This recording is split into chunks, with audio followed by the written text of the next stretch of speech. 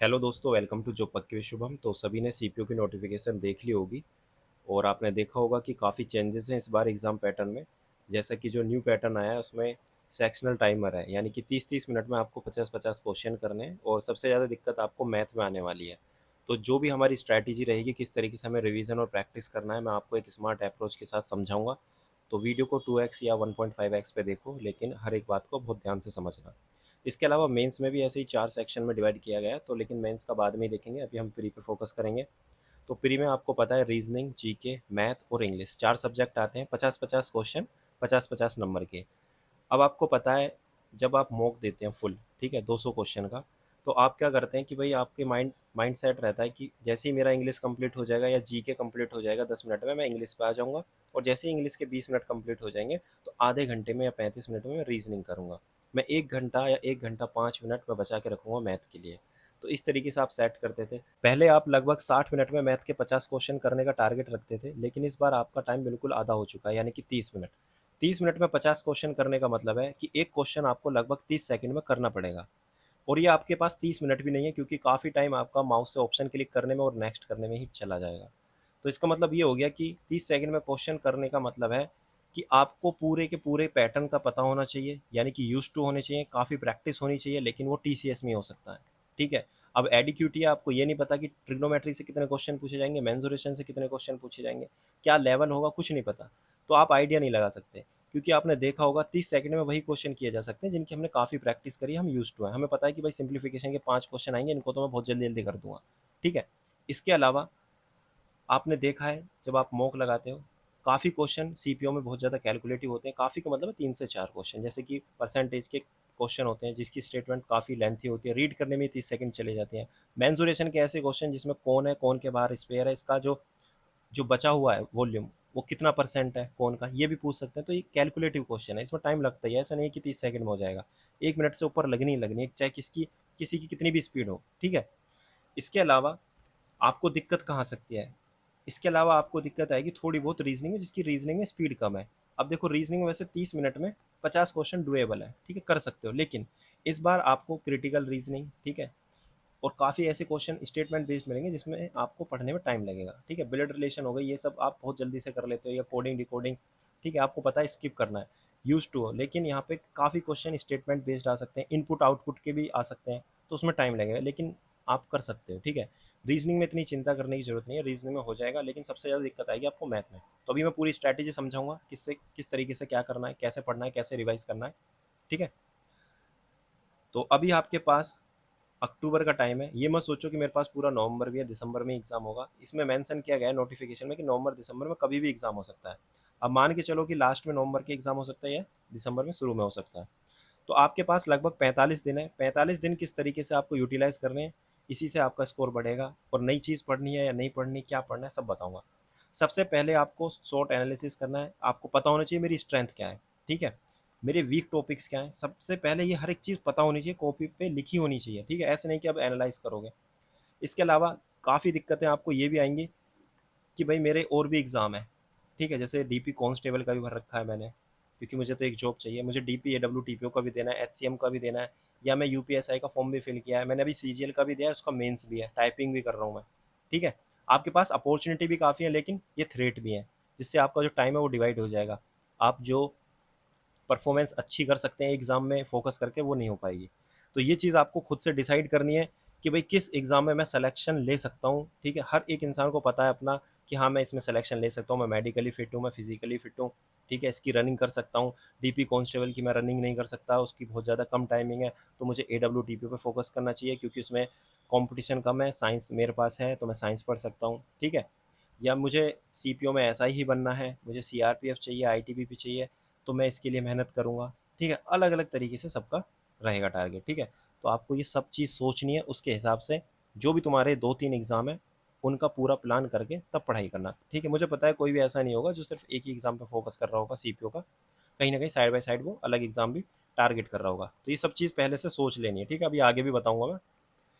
अब मैं आपको बताता हूँ मैथ की स्ट्रैटेजी, ऐसी सब्जेक्ट वाइज स्ट्रैटेजी देखेंगे हम। देखो, मैथ में क्या करना है, सबसे पहले तो कैलकुलेशन डेली। कैलकुलेशन डेली इसलिए करनी है, एक तो सिली मिस्टेक से बचोगे। ठीक। दूसरा, जो भी मेंसुरेशन के क्वेश्चन हो गए, परसेंटेज के क्वेश्चन है, या कोई भी क्वेश्चन है ना, जैसे कि आपको पता है 30 मिनट में क्वेश्चन करने हैं, तो सारा खेल कैलकुलेशन का है, ठीक है? तो आज से ही डेली कैलकुलेशन करनी है जब तक आपका एग्ज़ाम है।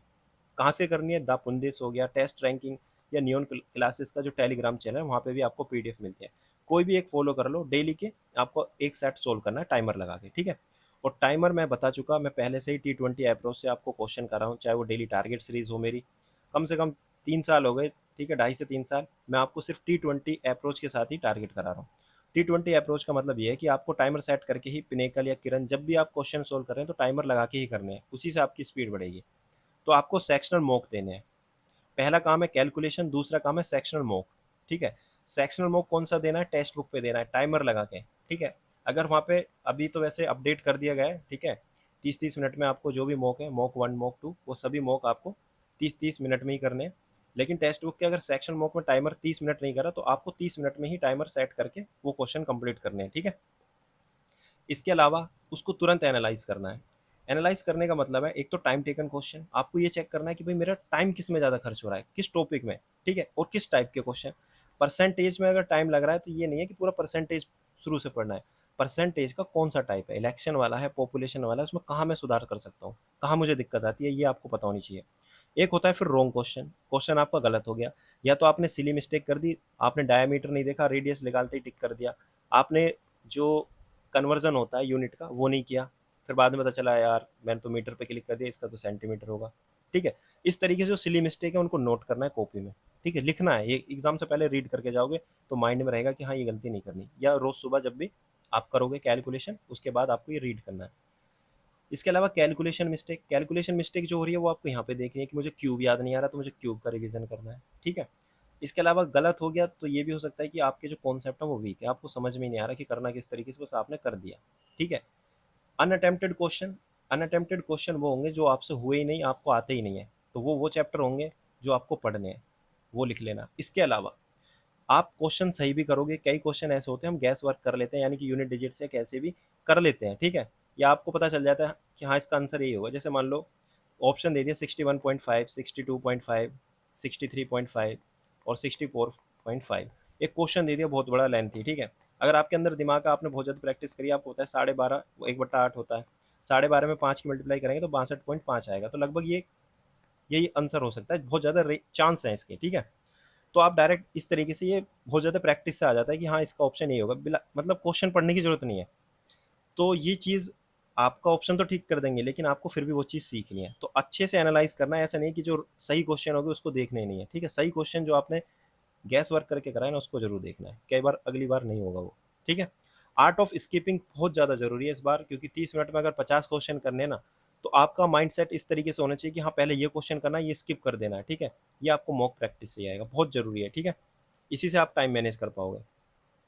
जब ये सब एनालाइज कर लोगे, फिर अपने जो भी वीक टॉपिक्स हैं उनको लिखोगे, फिर उसी हिसाब से आपका वीकली टारगेट होगा कि भाई मुझे इस हफ्ते में ये कंप्लीट करना है, उसी की प्रैक्टिस करनी है और उसी का ही रिवीजन करना है।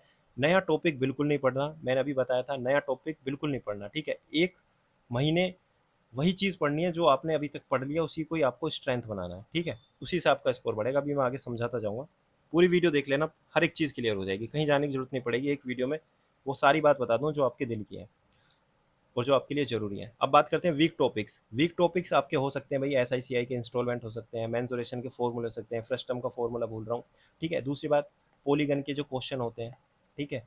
वो रेयर आप प्रैक्टिस करते हो, लेकिन उसके जो फॉर्मूले होते हैं, एरिया निकालने का आपको नहीं पता, कोट वाला जो फॉर्मूला होता है वो भी याद कर लेना, ठीक है? प्रिज्म हो गया, प्रिज्म की ज़्यादा प्रैक्टिस नहीं करते, पिरामिड के क्वेश्चन की ज़्यादा प्रैक्टिस नहीं करते, उनकी करना, ठीक है?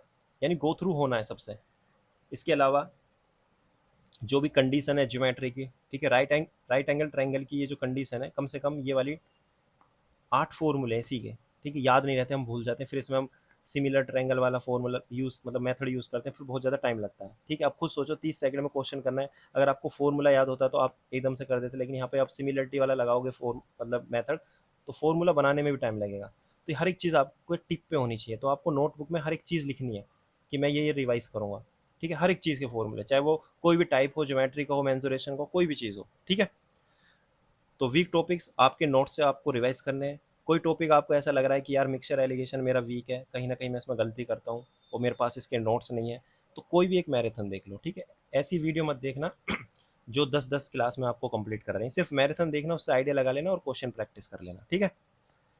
इसके अलावा प्रैक्टिस मार्क क्वेश्चन, जो अभी तक आपने क्वेश्चन प्रैक्टिस करे हैं पिनेकल या कहीं से भी, आपने क्वेश्चन मार्क भी किए होंगे। मैं बताता हूँ हमेशा कि क्वेश्चन जब प्रैक्टिस करते हैं किसी भी एक चैप्टर के, तो क्वेश्चन मार्क करने होते हैं कि भाई ये क्वेश्चन मुझसे नहीं हुआ, तो वही क्वेश्चन दोबारा आपको प्रैक्टिस करने हैं, ठीक है। कुल मिला के वीक टॉपिक्स ही इंप्रूव करने हैं। जो आपकी स्ट्रेंथ है, जो आपको आता है वो आपको आता ही है, ठीक है। चाहे वो 6 महीने बाद भी आपको क्वेश्चन दे दें, वो आप कर लोगे। जो चीज़ नहीं आती उसी से नंबर कट रहे हैं, वही चीज़ आपको इंप्रूव करनी है। क्वेश्चन सीजीएल और सीपीओ के लगाने हैं बेस्ट क्वेश्चन, ठीक है।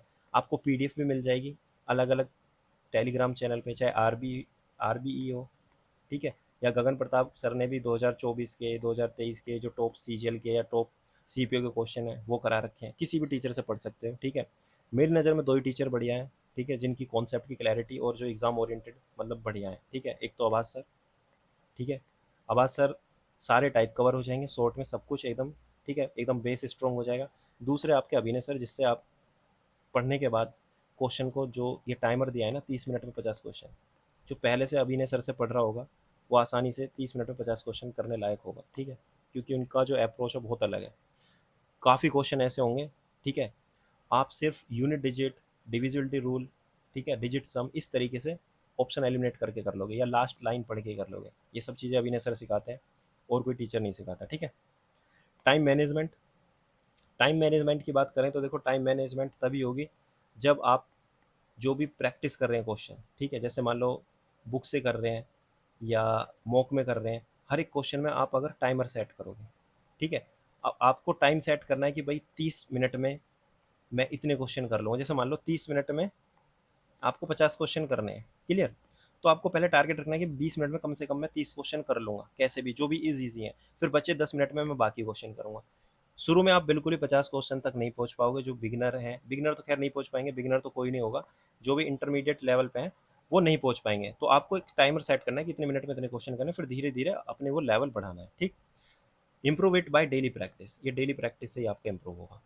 तो इतनी बात है मैथ की, ये फॉलो करना। टीचर को भी फॉलो कर लो जो आपने अभी तक फॉलो करें, लास्ट में चेंज मत करना, ठीक है। प्रैक्टिस के लिए जो भी आपको मिल रहा है वो आप करो, ठीक है। मतलब प्रैक्टिस सेट के लिए आपको लग रहा है कि मैंने कोई कोर्स खरीद रखा है, उसमें प्रैक्टिस सेट कराए जाते हैं 25-25 क्वेश्चन के, बहुत टीचर कराते हैं, तो कर सकते हो।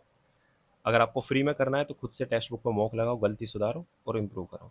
रीजनिंग की बात करें, देखो रीजनिंग में कहाँ कहाँ पे दिक्कत आ सकती है।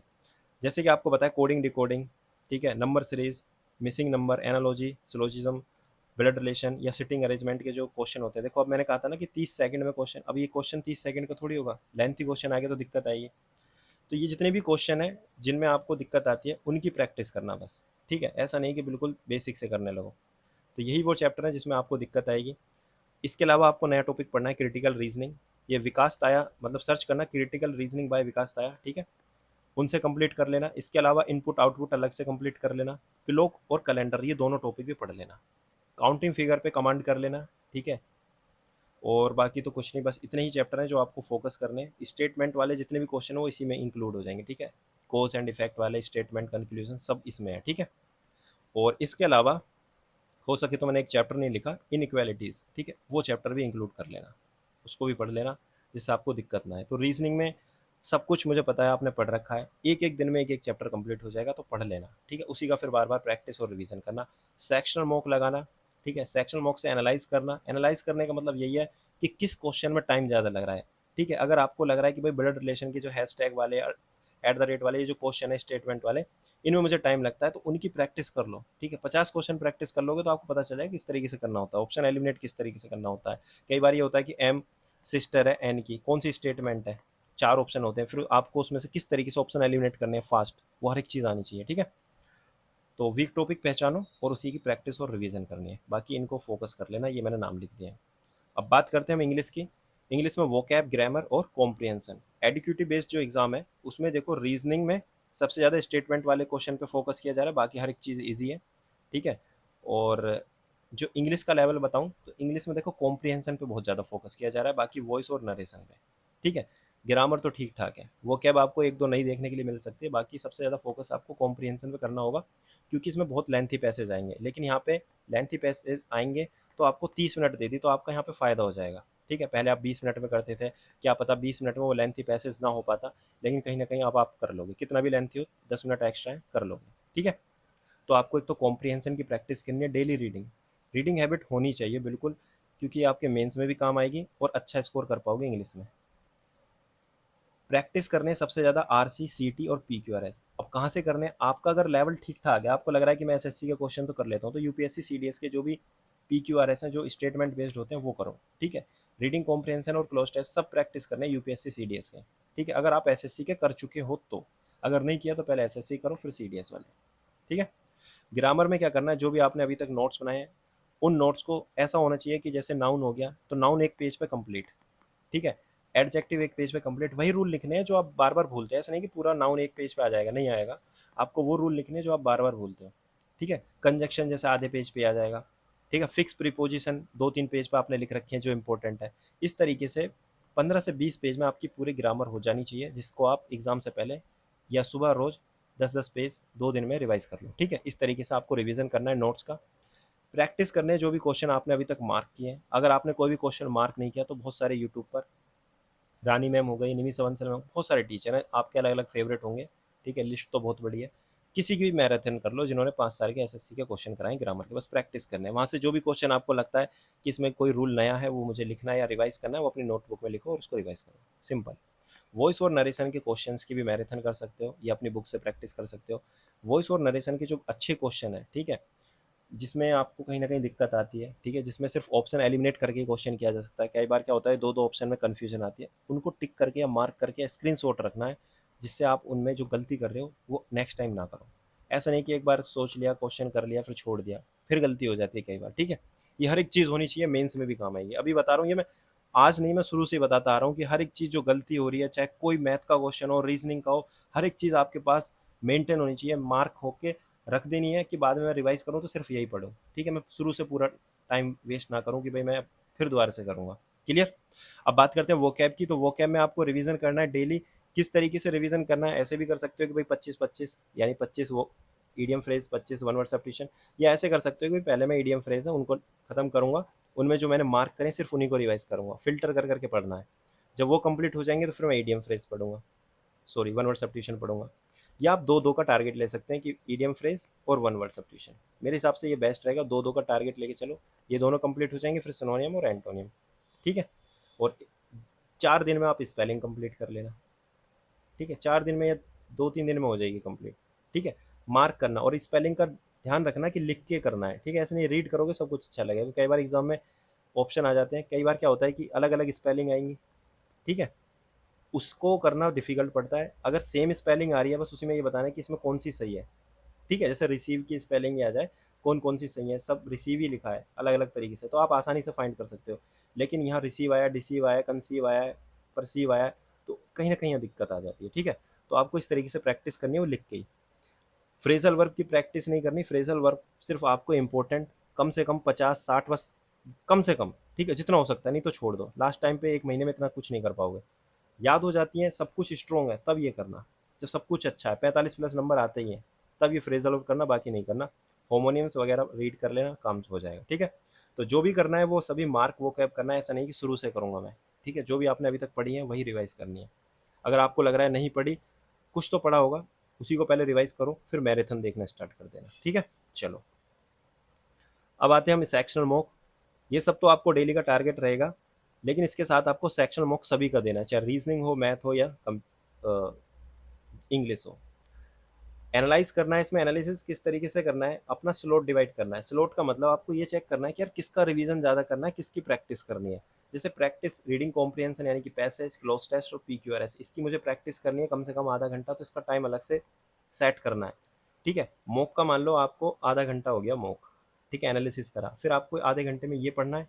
फिर दूसरा आपको ये देखना है कि रिवीजन किसका करना है। मेरे वन वर्ड सब्स्टिट्यूशन तो गलत होते ही नहीं है, ठीक है, बहुत रेयर चांस है वन वर्ड सब्स्टिट्यूशन गलत होते हैं, मतलब तो सिनोनियम एंटोनियम गलत होते हैं, तो वही रिवाइज करने हैं।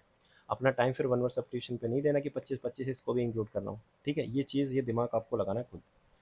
Develop understanding by reading daily, ये बहुत ज़्यादा ज़रूरी है। ठीक है, ये आपको जब एग्जाम दोगे तब पता चलेगा, जो एडुकेटिव बेस्ड एग्जाम है। कहाँ से रीडिंग करनी है, इंग्लिश माध्यम टेलीग्राम चैनल से डेली एक एडिटोरियल रीड करो, वहाँ पे एक मैम है वो अच्छे से समझाती भी है।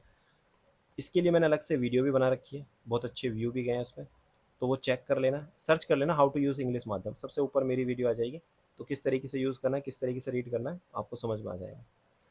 जीके में जीके में भी बहुत डाउट होंगे कि भाई स्टेटमेंट क्वेश्चन आ रहे हैं, तो एक महीने में कोई ऐसा चमत्कार नहीं हो सकता कि भाई जितने भी स्टेटमेंट के क्वेश्चन है आप बहुत ज़्यादा डीप पढ़ पाओ, ठीक है। कम से कम 6 महीने लगते हैं बहुत ज़्यादा डीप जीके पढ़ने में, फिर भी कोई गारंटी नहीं है कि हर एक क्वेश्चन आप कर पाओ।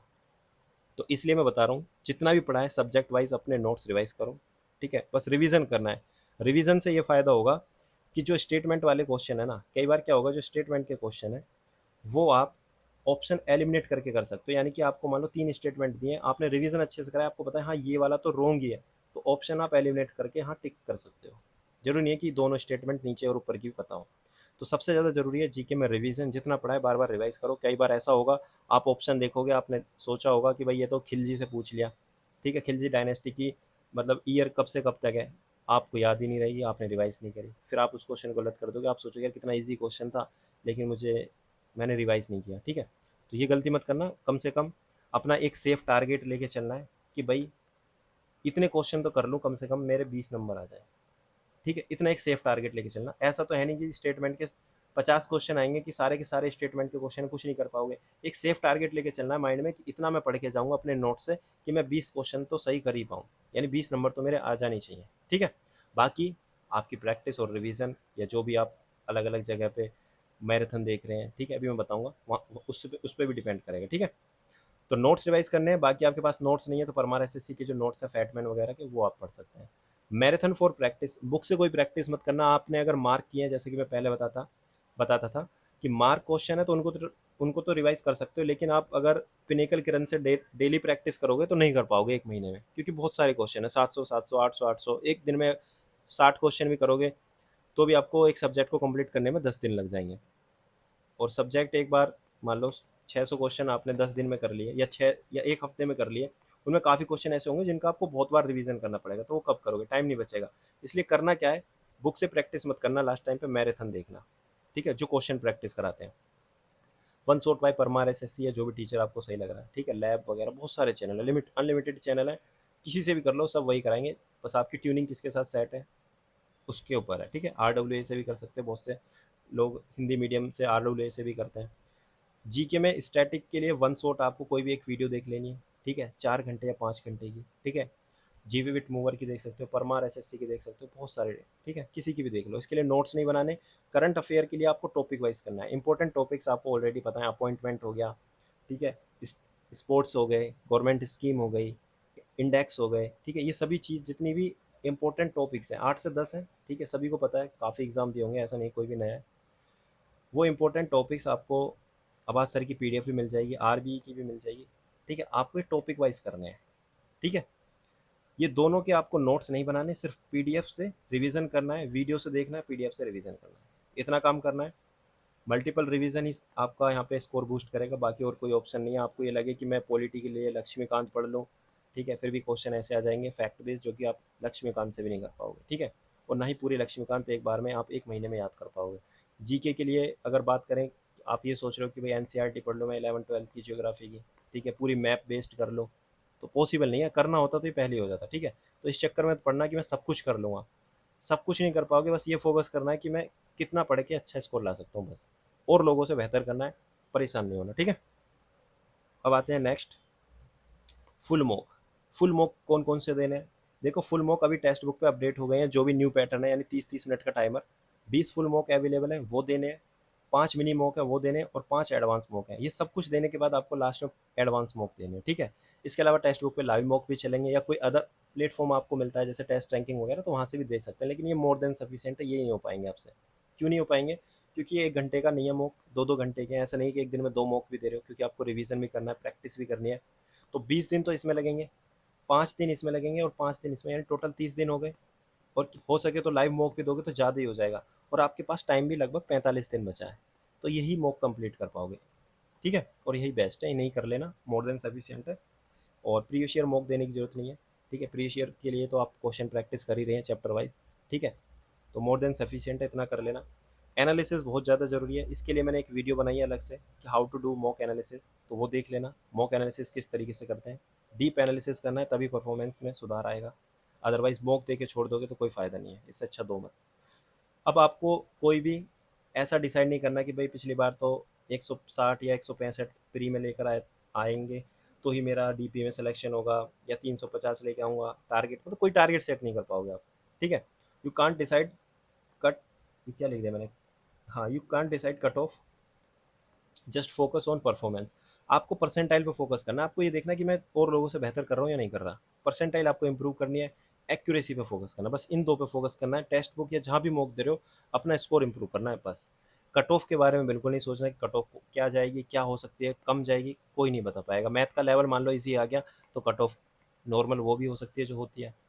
मैथ का लेवल हार्ड आ गया, बहुत से लोग नहीं कर पाए जिनकी मैथ वीक है, तो कट ऑफ लो भी जा सकती है। तो इस चक्कर में ना तो यूट्यूब पे कोई वीडियो देखना, ना ही मैं बनाता। आप मेरे यूट्यूब पे चेक कर लेना, कोई भी एक सिंगल वीडियो कट ऑफ की नहीं मिलेगी अलग से कि भाई मैंने कट ऑफ क्या रहेगी, ठीक है। तो कट ऑफ के चक्कर में मत पड़ना, माइंड सेट अपना बस परफॉर्मेंस पे रखना कि मुझे इंप्रूव करना है। डेली रूटीन क्या होगा, स्लॉट 1, स्लॉट 2, 3, 4 एंड 5, यानी 5 स्लॉट में अपने डेली रूटीन को डिवाइड करना है। किस तरीके से, मैथ, जीके, इंग्लिश, रीजनिंग और फुल मॉक। मैथ को कितना टाइम देना है ये आपकी स्ट्रेंथ और वीकनेस पे डिपेंड करेगा कि भाई मैथ आपकी स्ट्रॉन्ग है तो 2 घंटे में भी काम चल जाएगा, आपको लग रहा है वीक है तो 3 घंटे में काम चलेगा, 3 से ज़्यादा भी लग सकता है। जीके में आपको 2 घंटे देने हैं, ये फिक्स नहीं है कि 2 घंटे, यानी ऐसा नहीं है कि 9 से 11 में जीके ही पढ़ूंगा फिर खत्म, आपके ऊपर है। ये मैंने सिर्फ एक आइडिया दिया है। इंग्लिश पढ़नी है, इंग्लिश में आपको वोकैब वगैरह हर अच्छे से रिवीजन करनी है। रीजनिंग और फुल मॉक, जब आप फुल मॉक दोगे 2 घंटे का, ठीक है, तो 2 घंटे में फुल मॉक देने के बाद आपको एनालिसिस भी करना है। तो एनालिसिस के लिए या तो आपके पास, मतलब आपको लग रहा है नहीं मैं तो 10 12 घंटे पढ़ लेता हूँ, मेरे पास तो बहुत ज़्यादा टाइम है, तो आप कर सकते हैं। अगर आपके पास टाइम नहीं बचता तो उस दिन रीजनिंग मत पढ़ना, वो टाइम आपको एनालिसिस का देना है, ठीक है। इस तरीके से आपको मैनेज करना है हर एक चीज़। बाकी 6 दिन मेहनत करनी है, मंडे से लेकर सैटरडे तक। और संडे का दिन यानी कि एक दिन वो आपका रिवीजन का भी होगा, मतलब क्या क्या आपको रिवाइज करना है, ठीक है। रिवीजन तो वैसे डेली कर रहे हो, लेकिन उस दिन आपको सबसे ज़्यादा इंपॉर्टेंट काम है परफॉर्मेंस एनालिसिस का, यानी जो 6 दिन मैंने मेहनत करी है उससे कुछ इंप्रूवमेंट हो रही है नहीं हो रही, या मुझे थोड़ी बहुत स्ट्रैटेजी चेंज करनी है। क्लियर। चलो अब मैं आपको बताता हूँ जो भी बचे हुए दिन है उसमें किस तरीके से आपको डेली टारगेट्स बनाने हैं। अभी हमारी टेलीग्राम चैनल पर, ठीक है, फ्री में मैंने अपलोड कर रखे हैं, प्रैक्टिस और रिवीजन सीरीज चल रही है 60 दिन के लिए, ठीक है। डे 1 से आप स्टार्ट कर सकते हैं, ठीक है। डे 1 से स्टार्ट करना है। कुछ ऐसे स्टूडेंट होंगे जिनका हर हर एक चीज़ कंप्लीट होगी, तो आपको लग रहा है कि डे 1 और डे 2 एक साथ में कंप्लीट कर सकता हूँ, तो अपने अकॉर्डिंग जो चीज़ आपको आती है उसको छोड़ो, जो नहीं आती उसको करते जाना, ठीक है। वहाँ से सिर्फ एक आइडिया लेना है किस तरीके से डेली टारगेट मुझे बनाने हैं। तो डे 1 से आपको टारगेट स्टार्ट करने हैं, यूट्यूब पर मिल जाएंगे, लिंक मैं डाल दूंगा, थोड़ा अपडेट भी कर दूंगा उसको। अभी 50 दिन कंप्लीट हो चुके हैं, 10 दिन बच रहे हैं सिर्फ, ठीक है। पूरी कंप्लीट हो जाएगी, लेकिन आप वहाँ से ही करना, ठीक है। एक डायरी मेंटेन करनी है या नोटबुक, उसमें ट्रैक करना है अपनी परफॉर्मेंस को कि मैं कहाँ गलती कर रहा हूँ, मैं डेली कंप्लीट भी कर पा रहा हूँ या नहीं कर पा रहा। मॉक कॉपी बनानी है, जो जो गलती होती है मैंने बताई थी अभी, सिली मिस्टेक वगैरह। अपने डिस्ट्रैक्शन रिमूव तो नहीं कर पाओगे आप कि भाई मैं आज से ही फ़ोन बंद कर दूंगा, इंस्टा बंद कर दूंगा, या इससे बात करनी बंद कर दूंगा, लेकिन हाँ कहीं ना कहीं मिनिमाइज कर सकते हो, उसको कम कर सकते हो, धीरे धीरे हर एक चीज़ सुधरेगी, ठीक है। एकदम से कुछ नहीं होगा, एकदम से करोगे तो फिर अगले दिन या 2 दिन बाद ना तो पढ़ाई में मन लगेगा, और फिर दोबारा से वो चीज़ स्टार्ट हो जाएगी। इसलिए सब कुछ करना है लेकिन लिमिट में। पहले एक जॉब, डिसाइड योर फ्यूचर, यानी कि एक जॉब लेना आज की डेट में बहुत ज़्यादा डिफिकल्ट हो चुका है जब से एडिक्यूटी बेस्ड एग्ज़ाम हो रहे हैं, क्योंकि बहुत ज़्यादा धांधलेबाजी भी हो रही है, आपको दिख रहा है। दूसरा, बहुत ज़्यादा टेंशन भी आ रही है माइंड पे कि यार एग्ज़ाम सही भी होगा या नहीं होगा, रिजल्ट सही आएगा। तो पहले अपने माइंड में ये भी क्लियर कर लेना कि जिस एग्ज़ाम की मैं तैयारी कर रहा हूँ, ऐसी ही तो तैयारी नहीं कर रहा, क्या मेरा इसमें सिलेक्शन हो सकता है या नहीं हो सकता है, ठीक है। सबको अपना अपना पता है। आपको लग रहा है कि नहीं इसके लिए मैं नहीं हूँ अभी, या इसके लिए अभी मेरी तैयारी नहीं है इतनी कि मैं 1 महीने में या 1.5 महीने में कर पाऊँ, तो आप उस एग्ज़ाम की तैयारी करो जिसमें आपका सिलेक्शन हो जाए। पहले एक जॉब ले लो, कॉन्फिडेंस आएगा, फिर नेक्स्ट ईयर तैयारी कर लेना अगर आपकी एज है, ठीक है। मैं आपको डिमोटिवेट नहीं कर रहा, मैं एक रियलिटी बता रहा हूँ, ठीक है। सभी को अपना अपना पता होगा, सब सेम लेवल के नहीं है, जो भी मेरी वीडियो देख रहे हैं सबका अलग अलग लेवल है, तो उस हिसाब से डिसाइड कर लेना। बाकी काफ़ी लोगों को ये भी दिक्कत होगी कि किस तरीके से मैनेज करना है, सीपीओ हो गया, यूपीएसआई हो गया, या दिल्ली पुलिस के जो भी एग्जाम है, एडब्ल्यूटीपी, एचसीएम, कांस्टेबल, उसको किस तरीके से मैनेज करें या किस पे मुझे फोकस करना चाहिए। तो उसके लिए मैंने ऑलरेडी वीडियो बनाई हुई है, यूट्यूब पे सर्च कर लेना, ठीक है, या मैं लिंक ही डाल दूंगा, मिल जाएगी, ठीक है। बाकी काम की बात ये है, पहले रिवीजन देन न्यू टॉपिक। सबसे पहले सिर्फ आपको रिवीजन करना है, जितना भी पढ़ लिया, रिवीजन नहीं करोगे तो स्कोर बिल्कुल नहीं आएगा। दूसरा, पढ़ना उतना है जितना समेट पाओ। ऐसा नहीं है जीके में बहुत ज़्यादा आपको लग रहा है कि ये मैराथन भी देख ली, वो भी मैराथन, बिना रिवीजन के वो मैराथन बेकार है। ठीक है, कुछ याद नहीं आएगा जब एग्जाम में क्वेश्चन आएंगे। विदाउट रिवीजन नो कॉन्फिडेंस, अगर कॉन्फिडेंस नहीं है तो परफॉर्मेंस भी अच्छी नहीं जाएगी। तो कॉन्फिडेंस का ही खेल है एग्जाम में। कई बार ऐसा भी होता है कि अच्छा स्कोर आता है घर पे पर एग्जाम में नहीं आ पाता। ठीक है, डर जाते हैं। तो ये सब चीज़ आपको ध्यान रखनी है और अपने आप पे भरोसा रखना है। दूसरे से बिल्कुल मतलब नहीं होना चाहिए कि भाई होगा या नहीं होगा, इतने साल से तैयारी कर रहा है। खुद को पता होगा कि मैं क्या कर रहा हूँ, क्या कर सकता हूँ और क्या करना चाहिए। ठीक है, तो अपने हिसाब से डिसाइड करो। एक बार डिसाइड करने के बाद उसी पे काम करते रहो। ठीक है, सिलेक्शन ज़रूर होगा, इस बात की मैं गारंटी दे रहा हूँ, मेहनत करोगे तो। बाकी तुम्हारा कोई भाई है या तुम में से कोई भी ऐसा जो सोच रहा है कि भाई दिल्ली पुलिस कांस्टेबल या हेड कांस्टेबल या AWTPO की तैयारी करनी है, तो टारगेट सीरीज चल रही है ऑलरेडी, ये पेड टारगेट सीरीज है। ठीक है, इसमें इनरोल कर सकते हो। जो कि आपको यहाँ पे QR कोड को स्कैन करना है, 299 पे करना है और व्हाट्सएप पर सेंड करना है पेमेंट का स्क्रीनशॉट। आपको रोल नंबर मिलेगा, वो रोल नंबर आपको टेलीग्राम जो भी आपकी आईडी है उसमें एडिट करके अपने नाम के पीछे लिखना है, फिर आपको लिंक से ऐड कर दिया जाएगा। ठीक है, इतना काम करना है। बाकी डिस्ट्रैक्ट नहीं होना। ठीक है, सबसे मेन चीज़ है डिस्ट्रैक्शन। ठीक है, कंसिस्टेंसी बनी रहनी चाहिए। ठीक है, बाकी डिसाइड करो किस एग्ज़ाम की तैयारी करनी है और फिर अच्छे से लग जाओ। Thank you so much for watching this video. जो भी कोई डाउट है यूट्यूब में कमेंट सेक्शन में आप पूछ सकते हैं। थैंक